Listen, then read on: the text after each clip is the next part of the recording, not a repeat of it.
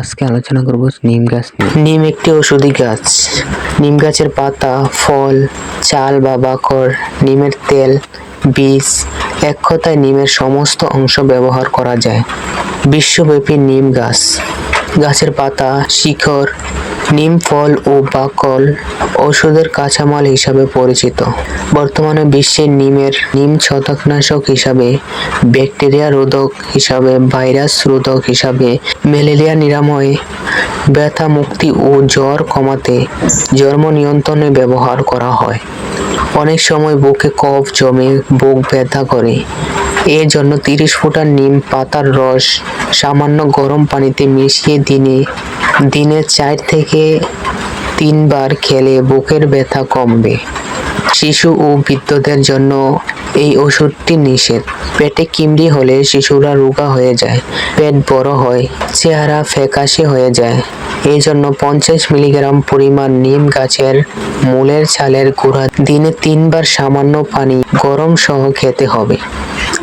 নিমের পাতা বেটে হালকা করে মাথায় লাগান। ঘণ্টাখানিক ধরে মাথা ধুয়ে ফেলুন। 2 থেকে 3 দিন এভাবে লাগালে উকুন মরে যাবে। অনেক দিন ধরে পেটে অসুখ, পাতলা পায়খানা হলে 30 ফোঁটা নিম পাতার রস পানির সঙ্গে মিশিয়ে সকাল বিকাল খাওয়ালে উপকার পাওয়া যাবে। নিম পাতা সিদ্ধ করে পানি দিয়ে গোসল করলে ঘুসপাসরা চলে যায়। পাতা বা ফুল বেটে গায়ে কয়েকদিন লাগালে চুলকানি ভালো হয়। পোকামাকড় কামড় দিলে বা হুল ফুটালে নিমের মূলের ছাল বা পাতা বেটে ক্ষত স্থানে লাগালে ব্যথা উপশম হবে। নিমের পাতা ও ছালের গুঁড়া কিংবা নিমের ছাল দিয়ে নিয়মিত দাঁত মাজলে দাঁত হবে মজবুত, রক্ষা পাবে রোগ থেকে। ভারতীয় বিজ্ঞানীরা দেখিয়েছেন যে নিম তেল মহিলাদের জন্য নতুন ধরনের কার্যকারী গর্ভনিরোধক হতে পারে।